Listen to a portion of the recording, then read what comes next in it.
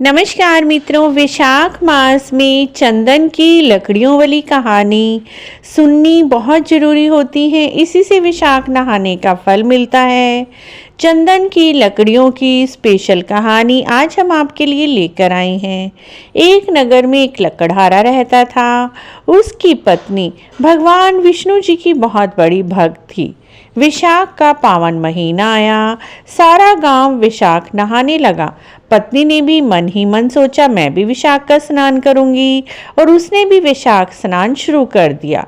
जब उसका पति लकड़ियों की गट्ठा हर रोज लेकर आता, उनमें से एक एक लकड़ी की वह निकाल लेती। एक एक लकड़ी हर रोज निकालने से उसके पास बहुत सारी लकड़ियां इकट्ठी हो गई। वैशाख का पूरा महीना खत्म होने को आया। वह औरत हर रोज वैशाख के महीने में सुबह उठती, स्नान करती, पीपल पथवारी सींचती, आंकड़ा सींचती, तुलसी जी सींचती, भगवान विष्णु जी से प्रार्थना करती, घर में सुख समृद्धि सुख शांति देना। पूरा महीना खत्म हो गया।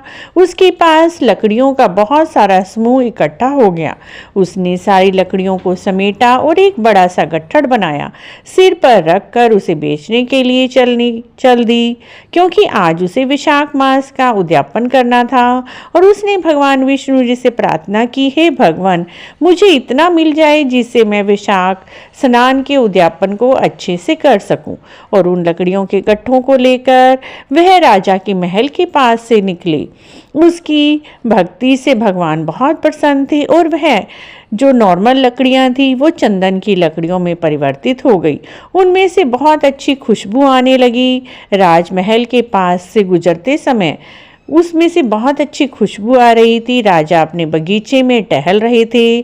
जब राजा की नाक में वह खुशबू पहुंची तो उसने सोचा, ये चंदन की लकड़ियां कौन ले जा रहा है? ये लकड़ियां तो हमारे महल में होनी चाहिए। ऐसा सोचकर राजा ने अपने दरबारियों को बुलाया और बोला, देख कर आओ बाहर चंदन की लकड़ियों की खुशबू कहाँ से आ रही है। दरबारियों ने आकर राजा को बताया, एक औरत सिर पर चंदन की लकड़ियां उठाई जा रही है।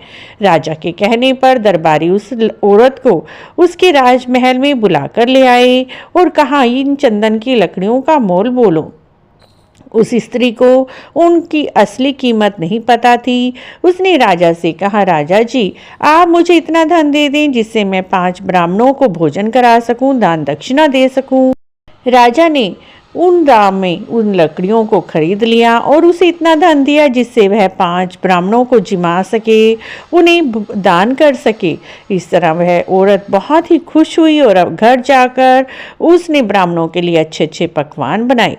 5 ब्राह्मणों को न्योता दिया और उन्हें अच्छा सा भोजन कराया। अपनी श्रद्धा और क्षमता के अनुसार दान दक्षिणा देकर विदा किया। भगवान विष्णु जी, मधुसूदन जी उस स्त्री की भक्ति से बहुत ही प्रसन्न थे।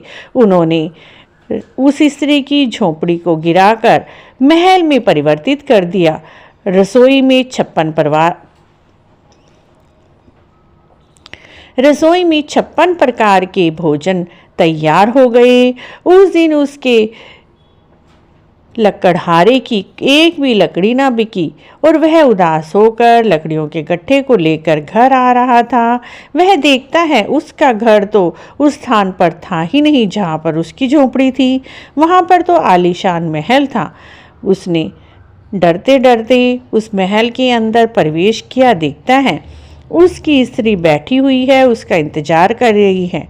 उस स्त्री ने कहा, आज भगवान की कृपा से हमारी झोपड़ी महल में परिवर्तित हो गई। घर में खाने पीने की सब सुविधाएं हैं। घर धन धान्य से भरा हुआ है। वैशाख स्नान के प्रभाव से हमें महल की प्राप्ति हुई, धन धान्य की प्राप्ति हुई। लकड़हारा बहुत ही प्रसन्न हुआ। उसके मन में भी भगवान के प्रति श्रद्धा भाव जाग उठे। इस कहानी को कहते सुनते हुंकारा भरते वैशाख स्नान का फल उन सभी को देना जो इस कहानी को श्रद्धा से सुने, और यदि हमारी कहानी पूरी हो तो उसका फल सभी को देना, अधूरी हो तो परवान चढ़ाना। बोलिए वैशाख के ठाकुर की जय, मधुसूदन भगवान की जय।